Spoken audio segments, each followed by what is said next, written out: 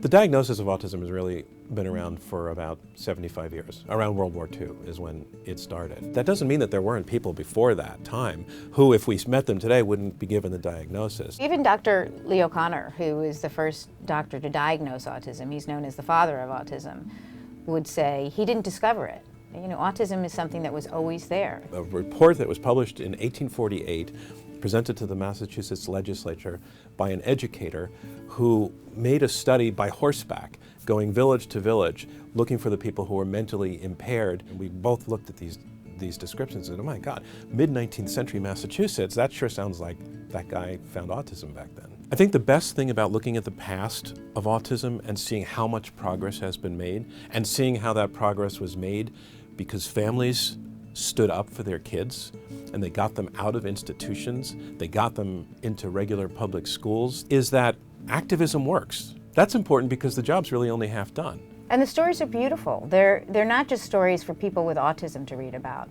The passion is the passion of any parent. What will you do for your child? How far would you go? Society has included children with autism into the community. People are rooting for the kids. There's no They question really about are. it. And that needs to not be true. Right, and they're now used to seeing them. So much of the history of autism has focused on battles on behalf of children. You know, children with autism become adults with autism. And in previous generations, a lot of those adults were in institutions, so you never saw them. Well, now they're here.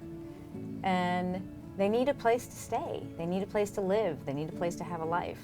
You know, I have a child who was a kid with autism, and he's now 21. He has aged out of that system. The next generation of parents are out there trying to start all these programs and trying to start residential areas where people can live with some support, not 100% support. Society really has to figure out a way to embrace, you know, this broad spectrum of people. We tell this story near the end that kind of captures what we want to have happen.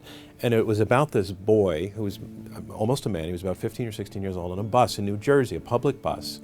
And he's riding up front of the bus, and he's not a boy, a young man who can speak. He was making funny sounds, strange sounds, and he was rocking and flipping his fingers. And this started to really bother two passengers who were sitting behind him, and they start yelling at him, hey, what's your problem, buddy?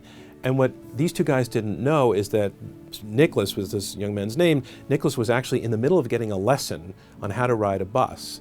His teacher was in the back, and they were communicating by Bluetooth headsets. So the teacher in the back can hear that Nicholas is getting bullied at that moment by these two guys in the back of the bus, and it might get violent. So the teacher stands up. Just as he gets about 3/4 of the way there, someone else on the bus stands up and says, hey, what's your problem? To the two guys. Right. We know what's wrong with him. He has autism.